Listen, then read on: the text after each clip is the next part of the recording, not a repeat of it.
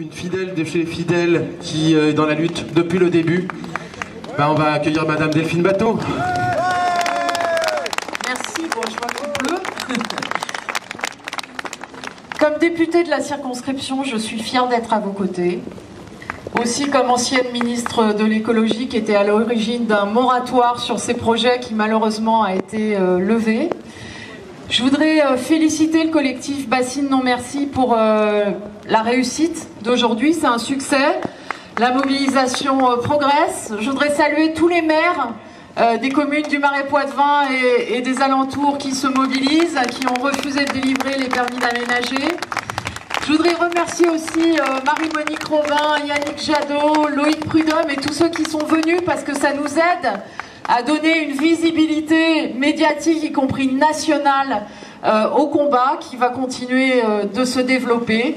Et je voudrais qu'on applaudisse tous les bénévoles qui ont tout organisé depuis ce matin très courageusement. Je voudrais faire le lien entre le sujet qui nous rassemble aujourd'hui et une décision qui est intervenue il y a 10 jours, qui concerne le département des Deux-Sèvres. C'est le déclassement comme zone défavorisée agricole. Ce classement qui signifiait que les éleveurs percevaient une aide, l'ICHN, qui représentait pour certains la moitié ou le tiers de leurs revenus. C'est 9 millions d'euros qui sont supprimés pour les éleveurs du département des Deux-Sèvres, y compris d'une partie des communes du Marais Poitevin. Et on nous dit, puisque nous demandons des compensations, on nous dit que les compensations, ce seraient les retenues de substitution. Ben non, justement. Parce qu'en fait, l'ICHN, c'est 1134 exploitations de polyculture élevage qui vont perdre. Et les retenues de substitution, c'est 11% des agriculteurs du bassin de la Sèvre niortaise. Cherchez l'erreur.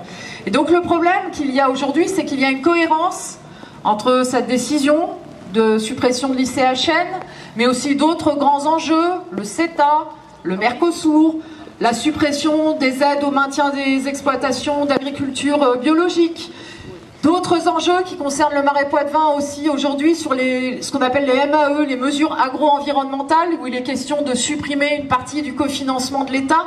Tout ça dessine une évolution du paysage agricole qui est exactement inverse à celle qu'on nous sert dans les discours sur les états généraux de l'alimentation, où on nous promettait exactement le chemin inverse, d'aller vers la mutation qui est attendue aujourd'hui par les citoyens d'une alimentation de qualité, d'une alimentation saine et d'un travail qui permette aux agriculteurs de vivre dignement de leur travail d'exploitants agricoles.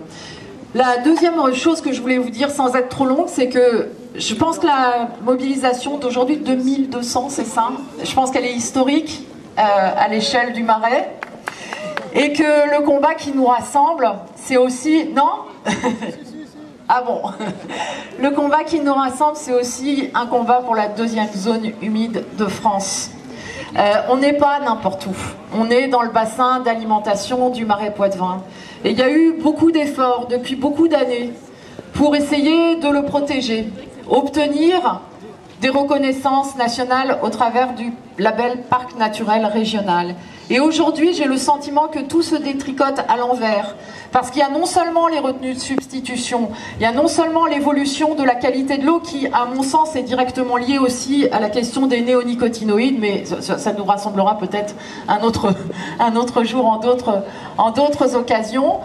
Et il y a aussi une autre décision de l'État qui est en train d'être annoncée, qui, vous voyez, je fais le lien, qui est la suppression en fait de l'engagement de l'État pour le Marais Poitevin.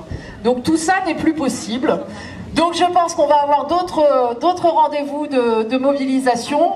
Moi j'ai interpellé le gouvernement encore la semaine dernière à l'Assemblée nationale et peut-être s'il y a une chose que j'aimerais dire, c'est que vraiment je voudrais que Nicolas Hulot arrête de laisser faire ce dossier où quand on rencontre la cellule nationale d'expertise, on nous fait comprendre entre les lignes en gros que à Matignon ou à l'Élysée, il y a des ordres pour que les choses aillent vite et que le projet de Sévrien se fasse. Donc maintenant, tout dépend de la façon dont la mobilisation citoyenne va se poursuivre. Et donc j'espère qu'on se retrouvera un peu plus tard pour d'autres rendez-vous au printemps. Bravo à tous.